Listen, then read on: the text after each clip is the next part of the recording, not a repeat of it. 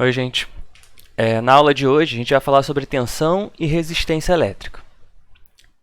A gente vai falar um pouco sobre esses conceitos, né? A gente não vai entrar ainda na parte matemática, tá? Vamos só conhecer um pouco o significado desses termos, né?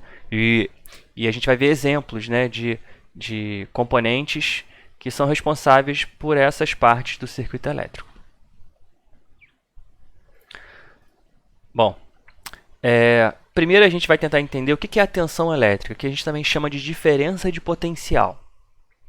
Para isso, a gente vai fazer uma analogia com o potencial gravitacional. Tá? Então, imagina aqui que eu tenho uma canaleta, né? um objeto aqui em que essas bolinhas elas podem se deslocar. E aí as bolinhas estão apoiadas nesse objeto, nessa canaleta. Nesse momento, as duas pontas, as duas extremidades da canaleta, elas estão na mesma altura. E a gente sabe que a energia potencial gravitacional ela depende da altura. Então, eu posso dizer que nas duas pontas aqui da minha canaleta eu tenho a mesma energia potencial, tenho o mesmo potencial gravitacional. Então, como esses potenciais são iguais, as bolinhas elas vão ficar paradas aqui. Não tem nada, nenhuma energia que esteja gerando movimento nessas bolinhas. Agora, se eu estabeleço uma diferença de potencial, no caso aqui gravitacional, eu vou passar a ter o movimento das bolinhas. Como é que eu estabeleço uma diferença de potencial gravitacional? Eu vou mudar a altura de um dos lados, né? Agora, eu tenho essa ponta aqui com uma altura maior do que essa outra ponta aqui. Então, agora a minha energia potencial nesse ponto ela é diferente desse ponto, né? Ela é maior do que a energia potencial nesse ponto. Então, por eu ter essa diferença de potencial, eu fiz com que as bolinhas percorressem essa canaleta de uma ponta à outra. Bom, o que a gente vai fazer no circuito elétrico é a mesma coisa. É estabelecer uma diferença de potencial, só que agora no caso elétrico, para que os elétrons, né, os portadores de carga, eles se movam de uma ponta até outra. Então, para a gente poder gerar uma corrente elétrica, a gente vai estabelecer uma diferença de potencial nesse circuito elétrico. E aí, com essa diferença de potencial, os elétrons eles vão se mover. Então, quem vai estabelecer essa diferença de potencial? Vão ser os geradores. Tá? A gente vai ver daqui a pouco alguns exemplos. Eles vão criar um campo elétrico ali dentro daquele circuito elétrico para que os elétrons se movam de um ponto a outro. Né? A diferença de potencial gravitacional ela existe pela ação do campo gravitacional. Né? No caso da diferença de potencial elétrico, ela vai existir pela ação de um campo elétrico, que vai ser estabelecido aí pelo gerador. Bom, voltando ao que a gente viu em algumas aulas atrás, né? Quando a gente falou sobre potencial elétrico, a gente viu o trabalho da força elétrica. Né? O trabalho ele é dado pelo valor da carga, né? Que está sofrendo a ação da força, e pela diferença de potencial entre os pontos em que essa carga está se deslocando. Então, a gente já tinha falado sobre esse conceito de diferença de potencial, que a gente chamou de U. Então, a gente pode dizer que esse U, que é a diferença de potencial, é o trabalho por carga. Né? O que ele vai medir para a gente, a medida da tensão elétrica, ou da diferença de potencial, ou da voltagem, né? Ela é uma medida de quanto de energia que eu vou transformar por unidade de carga. Então, a gente vai medir aí quantos joules de energia está sendo transformado ali naquele sistema por Coulomb, por unidade de carga. Né? Isso aqui a gente não vai usar para calcular, não. É mais só para a gente entender o significado dessa medida da diferença de potencial. Então, ela diz isso, né? O quanto de energia você está fornecendo para cada unidade de carga daquele sistema. E aí a gente mede isso em volts. A gente também já tinha falado dessa medida lá quando a gente falou de potencial elétrico. Então, vai ser a medida que a gente vai usar também para a diferença de potencial, né? Porque é uma diferença entre dois potenciais. A gente vai usar a mesma unidade. Bom, volt é uma medida que a gente costuma usar no nosso dia a dia, né? quando a gente vai ligar alguma coisa na tomada, a gente tem que prestar atenção se a tomada é 110 volts ou 220 volts, né? Porque essa quantidade de energia que esse sistema vai receber, né, vai fazer diferença no funcionamento do sistema. Se eu ligo um aparelho de 220 na tomada de 110, ele só vai receber metade da energia que ele precisa. Então ele não vai funcionar bem, né? Se for de repente uma lâmpada, ela não vai brilhar muito, né? Ou às vezes nem vai acender. E se for o contrário, se eu pego um aparelho 110 e ligo no 220, ele vai receber o dobro da energia que ele precisa. E aí ele pode acabar queimando, né? Então a gente tem que ficar atento quando for usar algum aparelho elétrico, porque a gente tem que usar a tensão que ele foi preparado para receber, né? E aí eu botei aqui algumas imagens de componentes que fornecem essa tensão ao circuito elétrico, né? A pilha, aí ó, se vocês repararem, a pilha ela informa justamente isso, né? Quantos volts ela vai fornecer para aquele circuito elétrico, né? A gente vai ver mais para frente, quando a gente estudar com mais detalhes os geradores elétricos, que a gente pode associar mais de uma pilha para ter uma diferença na tensão ou para a gente ter uma duração maior, tá? Mas cada pilhazinha, né, ela é capaz de fornecer essa tensão elétrica aqui, no caso aqui essa pilha de 1,5 volts. Né? Essa outra imagem aqui, essa terceira imagem, é uma bateria de carro, né? Ela já fornece aqui, ó, 12 volts. Então, são tensões diferentes. Se eu usar uma pilha, eu não consigo, né, abastecer um carro. Não só pela quantidade de carga que é bem menor na pilha, mas também porque ele está botando uma tensão muito menor, né? A não ser que eu associe várias pilhas aí até chegar a 12 volts.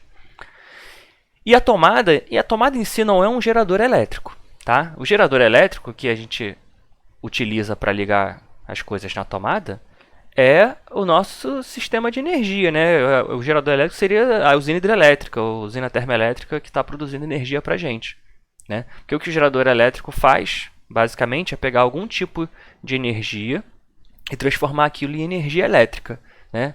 A pilha e a bateria pegam a energia química, né, uma reação química que ocorre ali dentro, que ele transforma em energia elétrica, né? E aí, na tomada, se for usina hidrelétrica, né, é a energia mecânica da água que ele transforma em elétrica. Se for usina termoelétrica, é energia térmica e energia elétrica, né? Mas a gente está ligando o aparelho na tomada, que é o ponto ali em que a gente tem contato com esse gerador, né? E aí, só como curiosidade, né, quando a gente faz uma ligação numa tomada, né, a gente sempre tem duas pontas, né? Porque, assim como todas as baterias, elas sempre têm dois polos, né? Porque você tem que estabelecer um campo elétrico, então você tem que ter um lado positivo e um lado negativo para poder ter esse campo elétrico criado, né? Um potencial ali maior de um lado e um potencial menor do outro. No caso da tomada, a gente não vai dizer que é positivo ou negativo, né? A gente tem a fase e o neutro, né? Na nossa casa, ou nos postes de luz, né, que a gente faz a ligação para poder fazer a instalação elétrica na nossa casa, eles basicamente têm 3 fios. 2 são o que a gente chama de fase e um é o que a gente chama de neutro, né? Esses 2 fios fase, eles normalmente têm potenciais opostos. Então, na maioria dos casos, né, a gente tem uma fase que é o mais 110 e uma fase que é o menos 110. E o neutro seria um potencial zero. E aí, quando eu quero instalar a tomada, o que eu vou fazer é ligar 2 desses 3 fios, dependendo de como que eu quero fazer essa ligação. Então, por exemplo, se eu quero fazer uma tomada de 110 volts, eu vou ligar uma fase de 110 com um neutro de zero. Porque aí qual vai ser a diferença de potencial? 110 menos 0 vai dar 110. E aí eu vou ter uma tomada de 110 volts. Se eu quero fazer uma tomada de 220 volts, o que eu vou fazer é ligar uma fase com outra fase. Eu vou ter uma fase mais 110 e uma fase menos 110. E aí quando eu fizer a diferença entre eles, mais 110 menos 110, né, vai dar 220. Então eu vou ter uma tomada de 220 volts. Tá? Lógico que, por exemplo, aqui nesse desenho, ele está botando aqui uma fase e um neutro como 220. Tá? Porque existem sistemas que as fases são de 220. Então, se você ligar uma fase e o neutro dá 220, se ligar duas fases, aí dá, normalmente a gente vê aí escrito como 380, né? Mas a diferença seria 440, mas nunca é exatamente a tensão real ali daquele sistema, o total, né?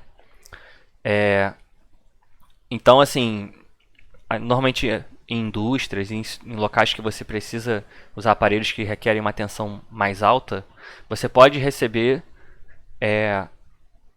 esse outro tipo de instalação, em que cada fase é 220 volts já. Mas o normal que a gente recebe em casa, na maioria dos lugares, é cada fase ter 110, e aí a gente pode escolher, né, se a gente quer fazer a tomada 110 ou 220, fazendo a relação aí entre os fios que a gente recebe. Bom, e um outro elemento muito importante de um circuito elétrico é o resistor. O resistor, ele vai ser o cara que vai controlar a quantidade de corrente elétrica que aquele circuito elétrico vai receber. Tá? E a gente vai ver como mais para frente quando a gente estudar as leis de Ohm. Tá?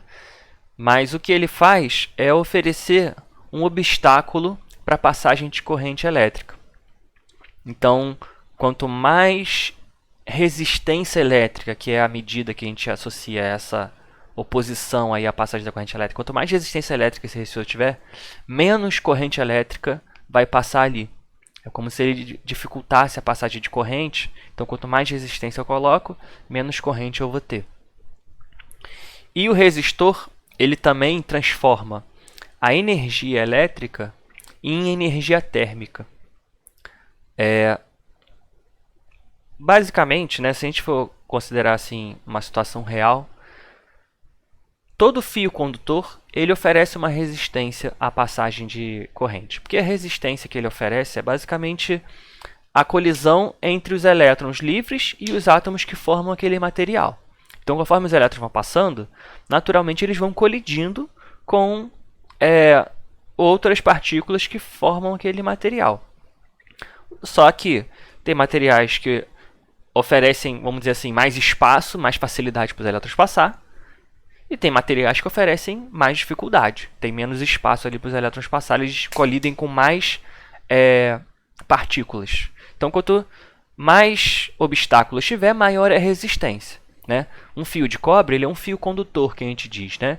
Ele oferece obstáculo, mas são poucos obstáculos. Então, a gente diz que ele não tem resistência. A gente, vamos dizer assim, aproxima a resistência dele para zero. Então, quando a gente vai analisar um circuito elétrico, a gente desconsidera a resistência que o próprio fio oferece. Mas, na prática, ele oferece uma resistência. Porque toda vez que passa corrente elétrica ali no fio, o fio esquenta. E ele esquenta por causa dessas colisões que os elétrons da corrente elétrica ali, né, estão tendo com as partículas que formam aquele material. Tá? Mas a gente vai chamar de resistor o componente que ele é feito para criar um obstáculo. Tá? Apesar da gente saber que todo condutor ele vai oferecer algum tipo de resistência elétrica, mas a gente vai desconsiderar isso na maioria dos casos. Então, por exemplo, vamos ver alguns exemplos aqui de resistores. Esse primeira imagem aqui, ele é um resistor de um chuveiro elétrico. Não sei se alguém já teve a oportunidade de trocar a resistência de um chuveiro elétrico. Alguns têm outros formatos, mas os mais comuns têm esse formato aqui de 2 molinhas. E aí você, quando queima, né, porque alguma parte aqui desse cara se rompeu, ele se partiu, né? E aí a gente não tem jeito, tem que tirar o que está lá no chuveiro elétrico e botar um novo para poder ele voltar a aquecer a água, né? E ele aquece a água justamente fazendo esse efeito que o resistor faz, né?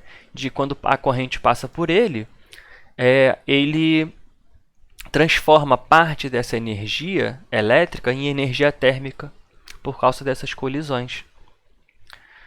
Aqui eu tenho um outro exemplo de resistor, que são os resistores que a gente vê em circuitos elétricos, tipo em placas eletrônicas. De repente, se você abrir algum aparelho elétrico, ou olhar a placa do seu computador, eles são bem pequenininhos, né? mas pode ser que você encontre aí alguns resistores com esse formato. Essas linhas aqui, pintadas coloridas, elas servem para quem está construindo aquele circuito elétrico ali, né? Saber qual é o valor da resistência daquele resistor. Então ele indica a resistência do resistor. Tem uma tabelinha que a gente olha, cada cor representa um número, né? E aí a gente consegue saber qual é a resistência do resistor. A gente vai falar mais sobre os valores de resistência na próxima aula, né? Mas a gente mede a resistência em ohms. É o nome da unidade de medida de resistência. Então, essas tintas aqui estão indicando isso, quantos ohms tem em cada resistor. E essa lâmpada incandescente, né, ela também funciona utilizando um resistor. Essa molinha que tem aqui, esse metalzinho aqui que forma essa mola, ela é um resistor que quando aquece, ele emite luz. Então, para ele aquecer, você passa uma corrente elétrica ali, nessa molinha daqui. E aí, quando ele passa a corrente elétrica no resistor, ele se aquece. E aí, com esse aquecimento, ele vai acabar emitindo luz e aí a lâmpada vai acender. Então, a lâmpada incandescente ela usa um resistor para poder iluminar. Bom, então, esse efeito causado pelo resistor aí de transformar a energia elétrica em energia térmica, a gente chama de efeito Joule. Então, o resistor do chuveiro elétrico, a lâmpada incandescente, o secador de cabelo, torradeira elétrica, chapinha, tudo isso utiliza o efeito Joule para poder gerar um aquecimento, né? Esses objetos, eles se aproveitam desse fenômeno porque você quer pegar a energia elétrica e transformar em energia térmica. Então, como eles são feitos, né, para aquecer coisas, ou no caso da lâmpada, né, ela ilumina a partir do aquecimento. Então, o efeito Joule, nesse caso, é um efeito benéfico, né? Por exemplo, o secador de cabelo, né? Ele é basicamente um ventiladorzinho que puxa o ar de fora e joga ali para dentro do secador. E ali no caminho desse vento tem um resistor, normalmente parecido com o resistor do chuveiro que a gente viu aqui, né? Uma molinha assim, que quando passa a corrente elétrica ali, ela se aquece, aí vai aquecer o ar que passa por ali e vai sair o ar quente do outro lado. Então, em algumas situações, o efeito Joule é um efeito benéfico. Já em outras situações, ele é um efeito indesejado, né? Então, por exemplo, computador. O computador ele tem várias placas elétricas, né? E aí você está passando corrente elétrica ali por vários locais, né? Para que tudo funcione ali de forma ali ideal, né? De funcione simultaneamente. Só que se o computador aquece, né? Os seus componentes eles já passam a não funcionar da melhor forma. E aí o que a gente faz? A gente coloca várias outras partes para poder resfriar esse computador. Então tem aquelas ventoinhazinhas, né, os coolers, para poder manter a temperatura do computador na faixa ideal ali de funcionamento. Por que o computador aquece? Porque quando passa a corrente elétrica no seu circuito elétrico, né, ocorre efeito Joule. Então, se a gente não tivesse as ventoinhas, conforme for passando corrente, ele ia aquecendo, aquecendo, aquecendo, até o computador estragar ou parar de funcionar, né? Porque ele acaba aquecendo mais do que ele deveria para poder funcionar bem. Então, nesse caso, o efeito Joule é indesejável. Na maioria dos condutores, né, a gente está passando corrente num fio, a gente não quer que esse fio se aqueça, né? Porque ele pode romper. Ele pode aquecer tanto que acaba se rompendo, né? Queimando, ou até botando fogo em alguma parte inflamável que esteja ali perto do fio. Então, nesse caso, o efeito Joule é indesejável. Então, por exemplo, na nossa casa, para proteger o circuito elétrico de descargas elétricas muito grandes, a gente usa o disjuntor. O que o disjuntor faz? Ele justamente percebe quando o fio se aquece pelo efeito Joule, e se ele se aqueceu, é porque ele recebeu uma quantidade de corrente muito grande.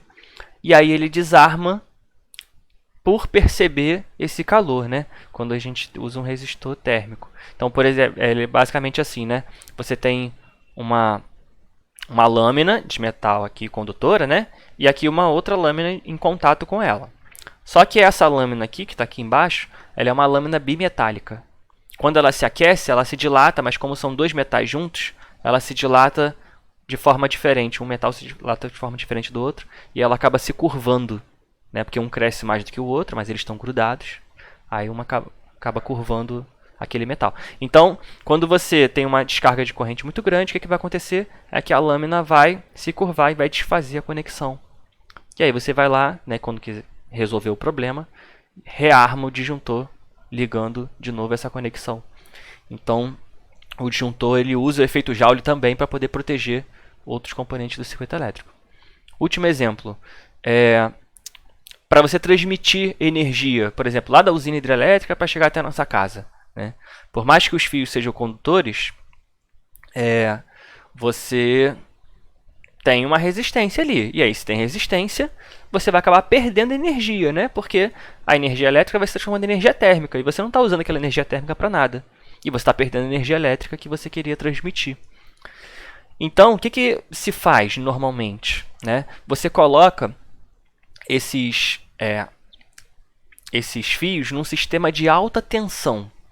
Porque a gente vai ver na próxima aula que quanto maior a tensão que a gente colocar, menor vai ser a corrente que a gente vai estabelecer no circuito elétrico. E aí, quando a gente coloca a tensão muito alta, a corrente ela vai lá para baixo, nesse fio, né, nessa distribuição aí de alta tensão. E aí, se você tem pouca corrente, você tem pouco efeito Joule. Porque o efeito Joule ele é mais intenso quanto mais corrente está passando ali. Tá? Então, a gente vai falar com mais detalhes quando a gente falar das leis de Ohm, né? Por que a gente usa esse fio de alta tensão para poder diminuir a corrente, por que isso acontece. Tá? Não é sempre que maior a tensão, menor a corrente. Tá? Mas, nesse caso, você coloca tensão muito alta para que você possa usar uma corrente muito baixa e aí transmitir essa energia com o mínimo de efeito Joule possível. Tudo bem? Bom, então, na próxima aula a gente fala sobre as leis de Ohm, que são as leis que vão tratar justamente da relação entre esses componentes, entre a corrente elétrica, entre a tensão com a resistência elétrica.